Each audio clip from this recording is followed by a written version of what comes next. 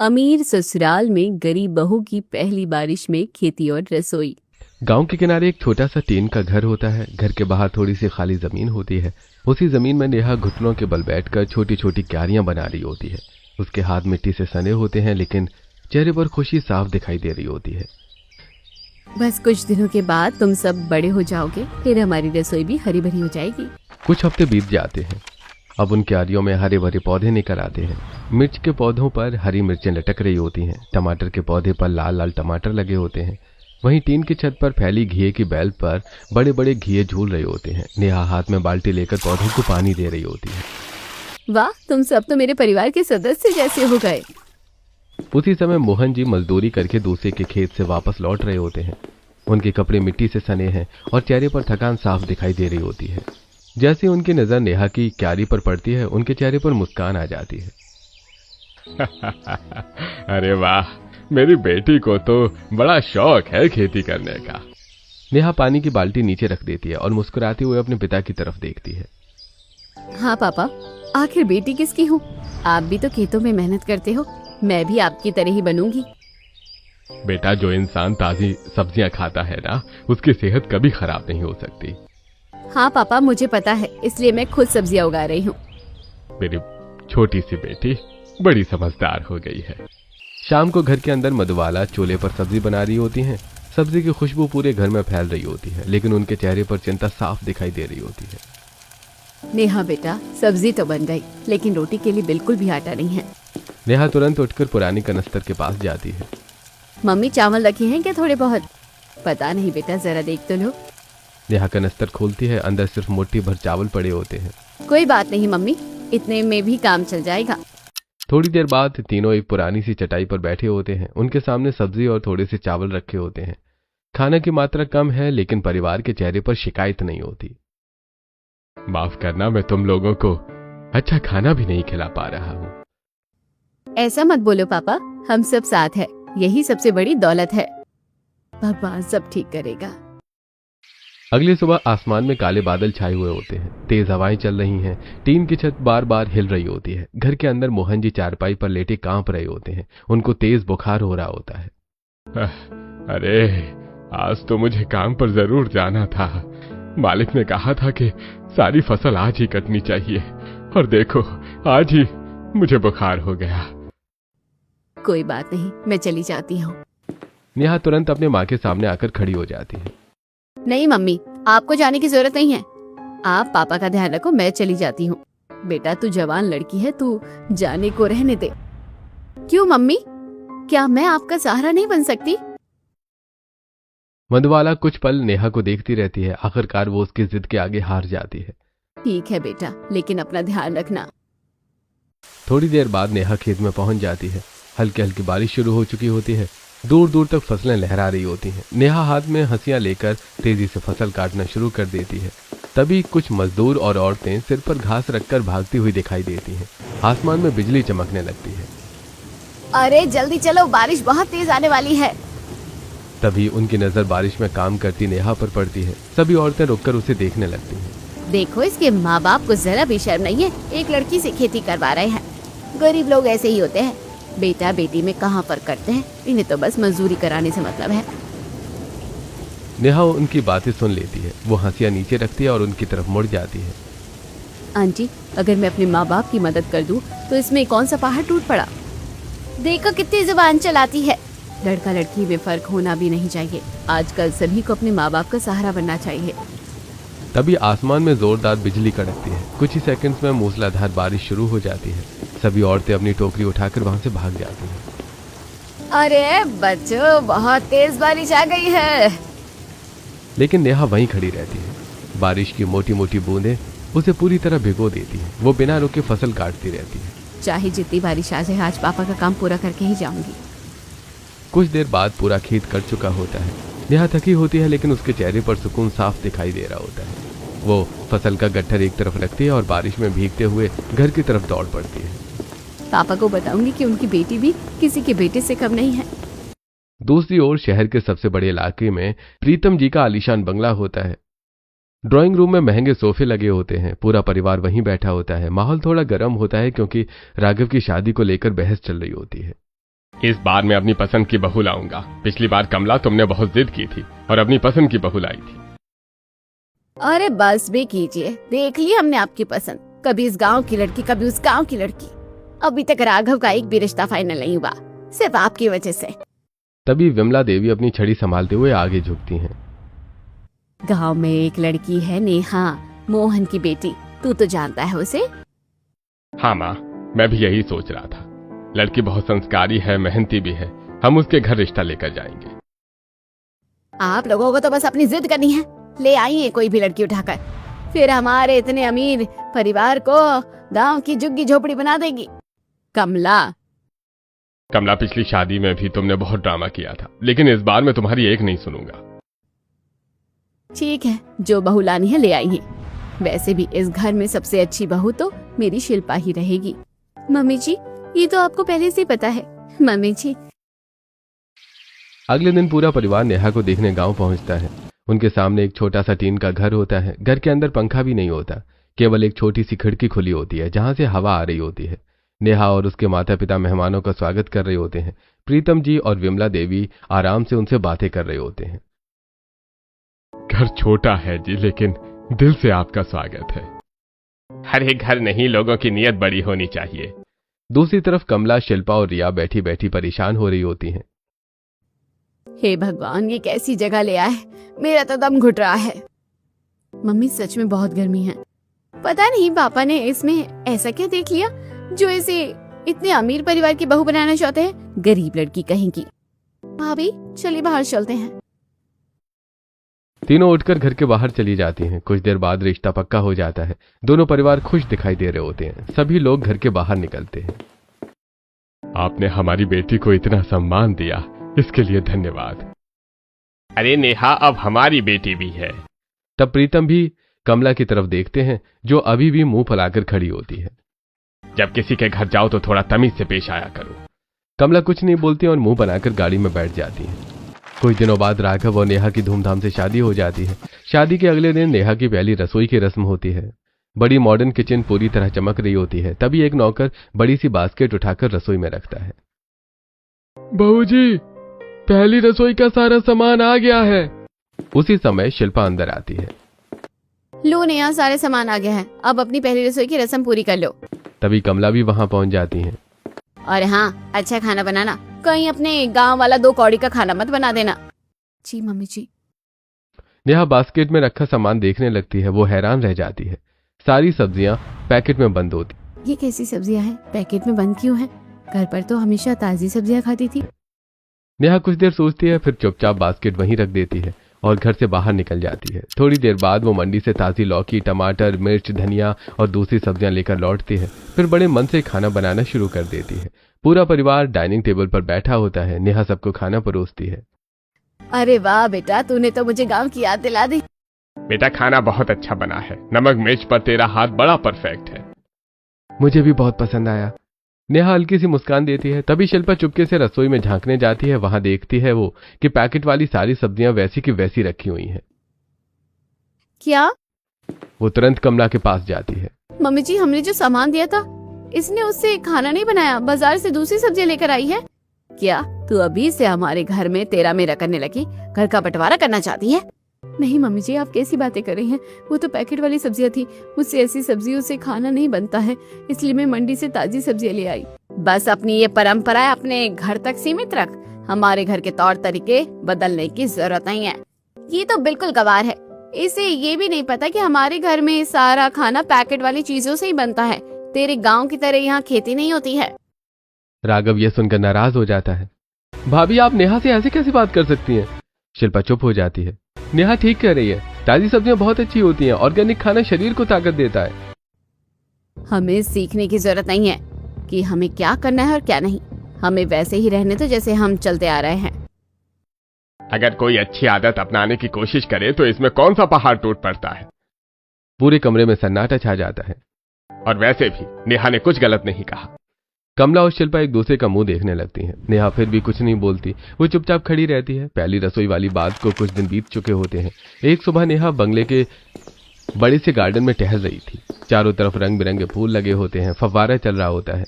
लेकिन नेहा फूलों को देखकर नहीं, खाली जगहों को देखकर कुछ सोच रही होती है। अरे यार, यहाँ तो सही से सब्जियां भी नहीं उगा सकते। आधी जगह तो फूलों से भरी हुई है। अगर ये जगह खाली हो जाए तो यहाँ पर मैं सब्जियां उगाऊं तो कितना अच्छा रहेगा। तभी पीछे से कमला वहां आ जाती है। उसने नेहा की बात सुन ली होती है। अपनी ये गवार पंते यहाँ करने की सोचना भी मत। जी मम्मी जी, ये फ्लावर गार्डन है, कोई खेत नहीं। यहाँ से एक भी पौधा इधर से उधर नहीं होना चाहिए। नहीं मम्मी जी, मैं तो बस ऐसे ही कह रही थी। क्या नेहा कभी इस घर में अपनी जगह बना पाएगी, या फिर कमला, शिल्पा और रिया कभी उसे अपना नहीं पाएंगी? कमला वहां से चली जाती है। नेहा भी चुप हो जाती है, लेकिन उसके दिमाग में खेती का विचार अभी भी घूम रहा होता है। अगले दिन दोपहर के समय नेहा छत पर कपड़े उतार रही होती है। अचानक से आसमान में बादल घिर आते हैं, तेज हवाएं चलने लगती हैं और कुछ ही पलों में बारिश शुरू हो जाती है। अरे वाह! बारिश की बूंदें उसके चेहरे पर गिर रही होती हैं। वो आंखें बंद करके बारिश का आनंद लेने लगती है। ये बारिश कितनी अच्छी लग रही है। तभी उसकी नजर पूरी खाली छत पर पड़ती है। छत बहुत बड़ी होती है। क्यों ना मैं अपनी खेती ही छत पर कर लूं? जब ताजी ताजी सब्जियां यहाँ उगेंगी तो कितना अच्छा लगेगा। हरी भरी छत भी हो जाएगी और हमें सब्जियों की दिक्कत भी नहीं होगी। और ये पैकेट वाली सब्जियां भी ये लोग खाना बंद कर देंगे। उसी रात नेहा अपने कमरे में बैठी होती है। वो अपने पापा को फोन लगाती है। हाँ बेटा, कैसी है? पापा, क्या हम छत पर भी खेती कर सकते हैं? अरे क्यों नहीं बेटा, सब्जियां आराम से उग सकती हैं। सच? हाँ, बस वहाँ पानी की सुविधा होनी चाहिए। मिट्टी अच्छे से बिछानी होगी और खाद डालनी होगी। धन्यवाद पापा, अब तो मैं जरूर करूंगी। अगले ही दिन सुबह सुबह नेहा काम में लग जाती है। वो बाल्टियों में मिट्टी भरकर सीढ़ियों से छत पर ले जा रही होती है। बार बार ऊपर नीचे जाने की वजह से पूरे घर में मिट्टी फैल जाती है। तभी शिल्पा वहां से गुजरती है और फर्श पर बिखरी मिट्टी देखकर चौंक जाती है। मम्मी जी देखिए, आपकी गवार बहू क्या कर रही है। शिल्पा की आवाज सुनकर पूरा परिवार छत पर पहुंच जाता है। वहां का नजारा देखकर सभी हैरान रह जाते हैं। पूरी छत पर मिट्टी फैली हुई होती है। चलने तक की जगह मुश्किल से बची होती है। नेहा मिट्टी को बराबर कर रही होती है। ये तेरे बाप का घर नहीं है, जो तेरा मन करेगा वही करेगी। मम्मी जी, हमारे घर को सड़ाने की कोई जरूरत नहीं है। मम्मी जी, मैं यहाँ पर ताजी सब्जियाँ उगाऊंगी ताकि गार्डन में कोई परेशानी ना हो। बारिश का पानी भी सीधा सब्जियों तक पहुँचेगा और हम सबको ताजा खाना मिलेगा। बेटा तू बहुत अच्छा काम कर रही है, ऐसे ही लगी रहे। कमला और शिल्पा हैरानी से प्रीतम जी को देखने लगती हैं। नेहा पूरे दिन मेहनत करती है, मिट्टी बराबर करती है, फिर उसमें टमाटर, मिर्च, लौकी, घिया, पालक और धनिया के बीज डालती है। ऊपर से खाद डालती है और पानी भी देती है। शाम को नेहा मोबाइल पर वीडियो देख रही होती है। अगर ऊपर यानी पानी का इंतजाम हो जाए तो मुझे रोज बाल्टी नहीं उठानी पड़ेगी। वो ऑनलाइन वीडियो देखकर पाइप फिटिंग का तरीका सीख लेती है। अगले दिन वो 2 बड़े पाइप मंगवाती है। एक मजदूर की मदद से पाइप काटती है और उन्हें छत की पानी की टंकी से जोड़ देती है। बस अब मेरी खेती को कभी पानी की कमी नहीं होगी। सामने वाली छतों पर खड़ी कुछ पड़ोसिनें ये सब देख रही होती हैं। अरे देखो कैसी गंवार बहू आई है इतने अमीर घर में। लगता है बंगले को खेत बनाने का ठेका लेकर आई है। नेहा उनकी बातों पर ध्यान नहीं देती और अपना काम करती रहती है। समय तेजी से गुजरता है। कुछ महीने बीत जाते हैं। अब वहीं छत पूरी तरह से बदल चुकी होती है। जहां पहले सिर्फ सीमेंट दिखाई देता था, वहां अब हरियाली ही हरियाली होती है। टमाटर, मिर्च, लौकी, पालक, मेथी और धनिया की कतारें लगी होती हैं। बेलों से लटकती लौकियां छत की खूबसूरती बढ़ा रही होती हैं। पूरा परिवार छत पर खड़ा होकर यह नजारा देख रहा होता है। अरे वाह, ये तो किसी बगीचे से भी ज्यादा सुंदर लग रहा है। हमारी बहू ने कमाल कर दिया। तभी कुछ पड़ोसने छत देखने आती हैं। अरे कमला जी, ये अपने इतने अमीर घर का क्या हाल बनवा लिया है आपने। ये छत है या कोई सब्जी मंडी? अरे बस नहीं, बहू आई है ना, अपने गांव के तौर तरीके चला रही है यहाँ। पता नहीं छत पर क्या गुलदस्ता उगा दिया है। नेहा अब रोज अपनी छत की ताजी सब्जियां तोड़कर खाना बनाने लगी होती है। धीरे धीरे घर के बाकी लोग भी वही खाना पसंद करने लगते हैं। वाह, कितनी स्वादिष्ट सब्जी है। सच में खाने का स्वाद ही बदल गया, क्योंकि ये सीधे हमारी छत से आई हैं। लेकिन दूसरी तरफ कमला, शिल्पा और रिया अभी भी पैकेट वाला खाना ही खाते होते हैं। शिल्पा उनके लिए अलग खाना बनाती है। आजकल तो लोगों ने घर में भी बंटवारा कर दिया है, अलग अलग खाना बनने लगा है। मम्मी जी, आप लोगों को ये खाना खाना चाहिए। इससे शरीर स्वस्थ रहेगा और कई बीमारियों से भी दूर रहेंगी। बस बस भाभी, अपनी गांव वाली बातें अपने तक सीमित रखो। एक तो पूरे घर को सब्जियों से भर दिया और ऊपर से हमें ज्ञान दे रही है। हमारे घर की तो बैंड बजा कर रख दी है इसने। नेहा उनकी बातें सुनकर भी शांत रहती है। सुबह से ही मौसम बेहद खराब होता है। आसमान में काले बादल छाए होते हैं। बाहर बहुत तेज आंधी तूफान चल रहा होता है। धूल इतनी उड़ रही होती है कि सामने की चीज भी ठीक से दिखाई नहीं दे रही थी। पेड़ जोर जोर से हिल रहे थे। कोई भी घर से बाहर निकलने की हिम्मत नहीं कर रहा था। दोपहर होते होते बिजली चली जाती है। पूरा बंगला अंधेरे में डूब जाता है। कुछ घंटों बाद इन्वर्टर भी जवाब दे देता है। ओहो, अब तो मोबाइल भी चार्ज नहीं होगा। इतनी गर्मी और ऊपर से बिजली भी नहीं है। शाम होने लगती है। किचन के सारे इलेक्ट्रिक उपकरण बंद पड़े होते हैं। खाना नहीं बन पाया होता है। पूरे घर में भूख की वजह से बेचैनी फैल जाती है। अरे यार, पेट में बहुत दर्द हो रहा है, बड़ी तेज भूख लगी है। मुझे तो चक्कर आने लगे हैं। लगता है आज तो भूखे ही सोना पड़ेगा। नेहा सबकी हालत देख रही होती है। उसे अपने परिवार की चिंता होने लगती है। नहीं, मुझे अपने परिवार वालों के लिए कुछ करना होगा। नेहा तुरंत छत पर चली जाती है। नीचे स्टोर रूम से कई लंबी लंबी डंडियां लेकर आती है। तेज हवा के बीच वो उन्हें मजबूती से बांधकर एक छोटी सी झोपड़ी जैसा स्ट्रक्चर तैयार कर देती है। फिर वो छत के कोने में मिट्टी का चूल्हा बनाती है। रसोई से कढ़ाई और बर्तन ले आती है। अपनी छत वाली खेती से ताजी लौकी, टमाटर, मिर्च और धनिया तोड़ती है। आज काम आएगी मेरी छत वाली खेती। कुछ देर बाद चूल्हे पर लकड़ियां जलने लगती हैं। कढ़ाई में तड़का पड़ता है। ताजी सब्जियों की खुशबू पूरे माहौल में फैल जाती है। लगभग 1 घंटे बाद खाना तैयार हो जाता है। सब लोग ऊपर आ जाओ, खाना तैयार है। नीचे बैठे सभी लोग एक दूसरे का मुंह देखने लगते हैं। क्या खाना तैयार है? सच में? पूरा परिवार छत पर पहुंचता है। वहां का नजारा देखकर सबकी आंखें खुली रह जाती हैं। छत पर डंडियों से बनी एक सुंदर सी झोपड़ी खड़ी होती है। उसके नीचे कुर्सियां और एक बड़ी टेबल लगी होती है। हवा से बचने का भी इंतजाम होता है। एक तरफ मिट्टी का चूल्हा जल रहा होता है। अरे वाह, ये सब कब कर लिया? सभी लोग कुर्सियों पर बैठ जाते हैं। बाहर तेज हवा चल रही थी, लेकिन झोपड़ी के अंदर माहौल बहुत आरामदायक लग रहा होता है। नेहा सबके सामने गर्मा गर्म खाना परोसती है। अरे वाह बेटा, तूने तो कमाल कर दिया। अरे हमें तो लगा था आज भूखे मर जाएंगे, लेकिन ये खाना खाने में तो बड़ा मजा आ रहा है। बेटा, तूने तो गांव की याद दिला दी। हम गांव में भी ऐसे ही खुली हवा में बैठकर खाना खाते थे। गांव की लड़कियों का दिमाग सच में बहुत तेज होता है। पहली बार कमला भी नेहा के हाथ का खाना खा रही थी। कमला खाना खाते हुए कुछ सेकंड्स बाद वो अनजाने में बोल पड़ती है। अरे वाह, कितना बढ़िया खाना बनाया है। पहली बार पैकेट से अलग खाना खाया है। नेहा मुस्कुराकर उनकी तरफ देखती है। तभी कमला को एहसास होता है कि उसने सबके सामने नेहा की तारीफ कर दी है। अरे बाप रे, मैं इसकी तारीफ कर बैठी। अब तो ये सर पर चढ़कर नाचेगी। हाँ, ठीक है, इतना भी अच्छा नहीं बनाया, नमक थोड़ा ज्यादा है। नेहा उनकी बात सुनकर सिर्फ मुस्कुरा देती है। जी मम्मी जी। बेटा, ये झोपड़ी वाला आइडिया कहाँ से आया? पापा जी, मैंने सोचा है कि ये कोने वाली जगह खाली पड़ी है, तो यहीं खुली हुई रसोई बना लो। बैठने की भी जगह हो जाएगी और ताजी हवा में हम सब लोग खाना भी खा पाएंगे। सभी लोग देर तक वहीं बैठकर खाना खाते हैं। बाहर आंधी चल रही थी। धीरे धीरे कई हफ्ते बीत जाते हैं। अब घर के ज्यादातर लोग नेहा की छत वाली ताजी सब्जियां खाने लगते हैं। कमला को कई सालों से शुगर की बीमारी होती है। राघव, जरा फिर से चेक करना। मम्मी, आज तो शुगर पहले से कम है। दूसरी तरफ प्रीतम जी को कब्ज और पाचन की समस्या रहती है। वो दिन भर बाथरूम के चक्कर लगाते रहते थे। रिया बाहर का खाना खाकर धीरे धीरे मोटी होती जा रही थी और शिल्पा के बाल लगातार झड़ रहे थे। पूरे घर में उसके टूटे हुए बाल दिखाई देते रहते थे। पता नहीं मेरे बाल इतने क्यों झड़ रहे हैं। लेकिन नेहा के हाथ का खाना खाने वाले घर के बाकी लोगों की सेहत धीरे धीरे बेहतर होने लगती है। एक दिन पूरा परिवार डाइनिंग टेबल पर बैठा होता है। बेटा नेहा, तेरे खाने ने तो मेरे पेट की सारी समस्या खत्म कर दी। पहले तो मैं पूरे दिन बाथरूम के चक्कर लगाता रहता था, लेकिन अब पेट एकदम साफ रहने लगा है। मुझे भी बहुत ज्यादा फायदा हुआ है बेटा। ये खाना बिल्कुल गांव जैसा है, दिल को छू लेता है। कमला चुपचाप उनकी बातें सुन रही होती है। फिर धीरे से नेहा की बनाई हुई सब्जी अपनी प्लेट में डाल लेती है। खाना तो सच में बहुत अच्छा बनाती है, ऐसा लग रहा है बार बार खाते रहो। नेहा ये देखकर हल्का सा मुस्कुरा देती है। पापा जी, ताजी सब्जियां शरीर को स्वस्थ बनाती है और ताकत भी देती है। खेत से सीधे थाली तक आने वाला हमेशा खाना अच्छा होता है।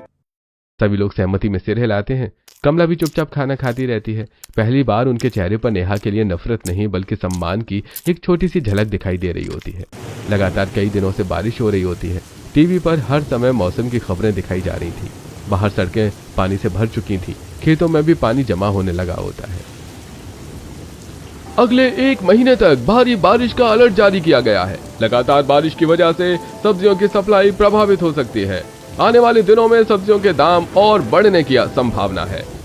यह खबर सुनकर पूरा परिवार एक दूसरे की तरफ देखने लगता है। लगता है इस बार सब्जियां बहुत महंगी होने वाली हैं। मम्मी जी चिंता मत करिए, हमारी छत पर तो पूरी सब्जी मंडी तैयार है। सही कहा बेटा। अगले दिन पूरा परिवार सुपरमार्केट जाता है। सभी लोग राशन और जरूरी सामान खरीद रहे होते हैं। कमला सब्जी वाले सेक्शन में पहुंचती है और एक लौकी उठाकर कीमत देखने लगती है। अरे भाई, ये लौकी कितने की है? मैडम 500 रुपए किलो। क्या? दूसरी तरफ शिल्पा टमाटर का पैकेट हाथ में लेकर खड़ी होती है। और ये टमाटर? 600 रुपए किलो। कमला और शिल्पा दोनों एक दूसरे का मुंह देखने लगती हैं। ये सब्जियों के दाम अचानक आसमान कैसे छू गए? मैडम, लगातार बारिश की वजह से सब्जियों का स्टॉक बहुत कम हो गया है। जो सब्जियां बची हैं उनके दाम काफी बढ़ गए हैं। मम्मी जी घर चलिए, हमें यहाँ से सब्जी लेने की कोई जरूरत नहीं है। क्यों? क्योंकि हमारे घर की छत पर ही ताजी सब्जियां मौजूद हैं। पूरा परिवार सिर्फ राशन खरीदता है और बिना सब्जी के लिए घर लौट आता है। घर पहुंचते ही नेहा अपनी छत वाली रसोई में चली जाती है। वो ताजी लौकी, टमाटर, पालक और मिर्च तोड़ती है और खाना बनाना शुरू कर देती है। थोड़ी देर बाद पूरा परिवार छत पर बैठा होता है। हल्की ठंडी हवा चल रही होती है। चारों तरफ हरियाली फैली होती है। वाह, ये तो किसी रेस्टोरेंट से भी अच्छा लग रहा है। सभी लोग खाना खाने लगते हैं। नेहा, वाकई आज तो तेरी सब्जियों ने कमाल कर दिया। अगर हम वो महंगी सब्जियां खरीद लेते तो एक टाइम का खाना ही 1000 रुपए का पड़ता। मम्मी जी, यही तो फायदा है ताजी सब्जियों का। घर में ही सब्जी है और कहीं जाने की जरूरत ही नहीं पड़ती। अभी तो 1 महीने तक सब्जियां महंगी रहने वाली हैं। हम आराम से अपनी सब्जियों का मजा उठाएंगे। हाँ, ये तो बात सही है। समय बीतने लगता है। अब कमला रोज नेहा के हाथ का खाना खाने लगी होती है। धीरे धीरे उसकी सेहत में भी सुधार आने लगता है। अरे वाह मम्मी, आपकी शुगर तो बिल्कुल सही आ रही है। कमाल कर दिया आपने। हाँ बेटा, अब तो मेरे पैरों में भी दर्द कम रहता है। पहले जल्दी थक जाती थी, लेकिन अब काफी एनर्जेटिक महसूस करती हूँ। मम्मी, हाँ हाँ, आप मानो या ना मानो, ये सब नेहा की सब्जियों की वजह से हुआ है। आप समय पर खाना खा रही हो और ताजी सब्जियां खा रही हो, इसलिए आपकी सेहत में इतना फर्क पड़ा है। शायद तुम सही कहती थी बेटा। अगले दिन हल्की हल्की बारिश पड़ रही थी। पूरा परिवार छत पर बैठा होता है। नेहा अपनी खुली रसोई में खाना बना रही होती है। थोड़ी देर बाद वो गर्मा गर्म पकौड़ियाँ और चाय लेकर आती है। लीजिए, आज बारिश का मजा दुगना हो जाएगा। बस यही कमी रह गई थी। सभी लोग चाय और पकौड़ियों का आनंद लेने लगते हैं। सामने बारिश की बूंदें गिर रही होती हैं। ठंडी हवा चल रही होती है। ये तो गांव से भी अच्छा लग रहा है। दूसरी तरफ नेहा अपनी छत से पड़ोसियों के लिए भी सब्जी तोड़कर भेजती रहती है। कभी किसी को टमाटर दे देती, कभी गोभी, कभी अरबी। धीरे धीरे पूरे मोहल्ले में उसकी चर्चा होने लगती है। कमला जी, आपकी बहू तो बहुत ही मिलनसार है। जब भी इसका मन करता है हमें ताजी सब्जियां देकर चली जाती है, और इसकी सब्जियां इतनी स्वादिष्ट होती है कि खाकर मजा आ जाता है। हाँ, मेरी बहू है ही अच्छी। यह सुनकर शिल्पा और रिया दोनों के चेहरे उतर जाते हैं। एक दिन पूरा परिवार खाना खा रहा होता है, तभी डोरबेल बजती है। नेहा दरवाजा खोलती है। बाहर पड़ोस की एक आंटी खड़ी होती हैं। बेटा, थोड़ी सब्जी मिल जाएगी क्या? आज मैंने करेले बनाए हैं, लेकिन बच्चों का खाने का मन नहीं कर रहा। क्यों नहीं आंटी जी, अभी लेकर आती हूँ। नेहा तुरंत रसोई में जाती है और ताजी बनी सब्जियां तोड़कर उन्हें दे देती है। बेटा, भगवान तुझे हमेशा खुश रखे। वो अपने घर चली जाती है। थोड़ी देर बाद उनके घर में बच्चे खाना खा रहे होते हैं। अरे वाह, नेहा भाभी की सब्जी तो कमाल की है। सच में कितनी स्वादिष्ट बनी है।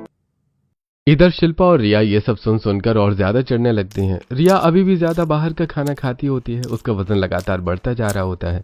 उसका पेट काफी निकल आया था और चलते समय उसे सांस भी फूलने लगती है। घर का खाना उसकी प्लेट में हमेशा बचा रह जाता है। बेटा, थोड़ा घर का खाना भी खा लिया कर। दादी, मुझे ये सब पसंद नहीं है। एक दिन नेहा रिया को सीढ़ियां चढ़ते हुए हांफते देखती है। रिया, एक बात कहूँ? क्या भाभी? अगर तुम थोड़ा घर का खाना खाना शुरू कर दो और बाहर का खाना कम कर दो तो तुम्हें काफी अच्छा महसूस होगा। रिया उसे इग्नोर कर देती है। अगले दिन सुबह रिया छत पर बैठी होती है। उसके सामने बर्गर और कोल्ड ड्रिंक रखी होती है। वो बड़े मजे से खा रही थी। तभी नेहा वहां ताजी सब्जियां तोड़ने आती है और एक बार फिर समझाने की कोशिश करती है। दीदी, अगर आप ये घर का खाना खाना शुरू नहीं करोगी तो मैं सच बता रही हूँ, आपको शादी के टाइम पर बहुत दिक्कत होगी। तुम चुप रहो, तुम्हें क्या पता। दीदी, मैं सच बोल रही हूँ, एक टाइम पर आपका वजन इतना ज्यादा बढ़ जाएगा कि वो बिल्कुल कंट्रोल में नहीं आएगा। रिया नेहा की बात सुनकर हंसने लगती है, लेकिन तभी नेहा उसे समझाना शुरू करती है।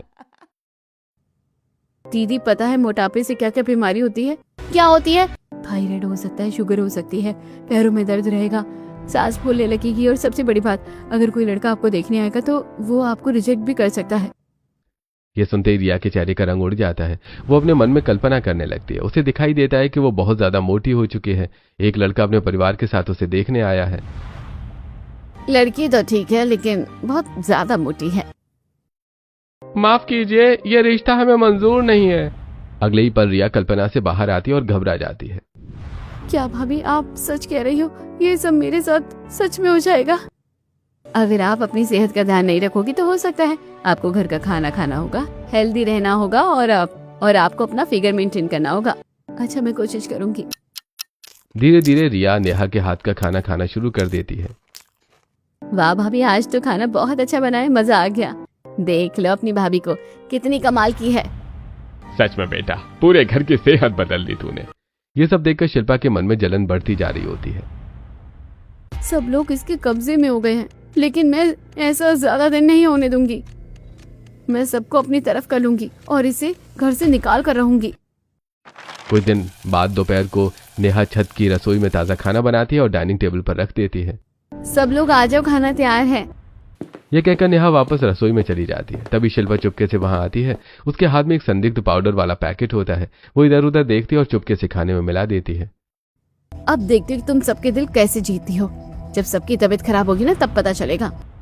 कुछ देर बाद पूरा परिवार खाना खा लेता है। अचानक सभी लोगों को बेचैनी होने लगती है। अरे मेरे पेट में बहुत दर्द हो रहा है। मुझे उल्टियां जैसा लग रहा है। ये अचानक क्या हो गया?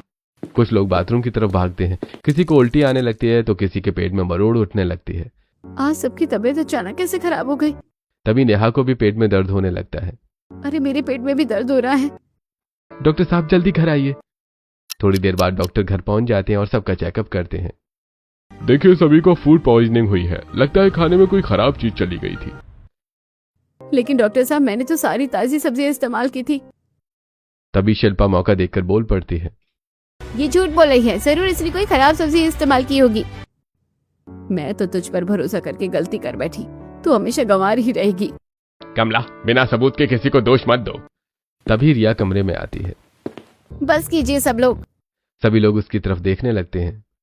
नेहा भाभी की इसमें कोई गलती नहीं है। ये सब शिल्पा भाभी का किया हुआ है। क्या मतलब?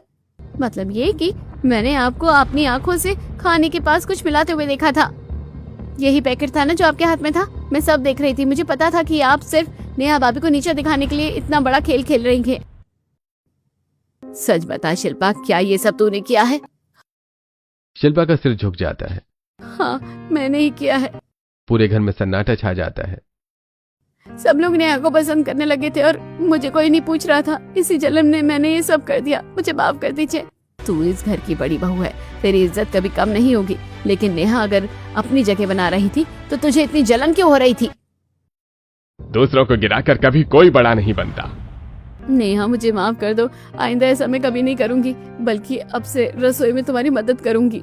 गलती सबसे होती है दीदी। अगर आपको अपनी गलती का एहसास हो गया है तो मेरे मन में आपके लिए कोई शिकायत नहीं है। अगले दिन छत पर हल्की हल्की बारिश पड़ रही होती है। नेहा और शिल्पा साथ मिलकर खुली रसोई में खाना बना रही होती हैं। नेहा, ये मसाला कहाँ डालना है? दीदी, पहले सब्जी में डालिए। टेबल पर पूरा परिवार बैठा होता है। आज तो दोनों बहुएं साथ में खाना बना रही हैं। यही तो असली परिवार होता है। थोड़ी देर बाद दोनों बहुएं गर्मा गर्म पराठे और चाय लेकर आती हैं। वाह, अब तो स्वाद भी डबल हो गया। बाहर हल्की बारिश हो रही होती है। ठंडी हवा चल रही होती है। पूरा परिवार हंसते मुस्कुराते हुए साथ बैठकर खाना खा रहा होता है। पहली बार घर में किसी के मन में जलन नहीं बल्कि अपनापन और प्यार दिखाई दे रहा होता है। आपको क्या लगता है, ताजी सब्जियां खाने से स्वास्थ्य दुगना बेहतर हो जाता है या सिर्फ ये बनी बनाई बातें हैं? कमेंट में जरूर बताइएगा।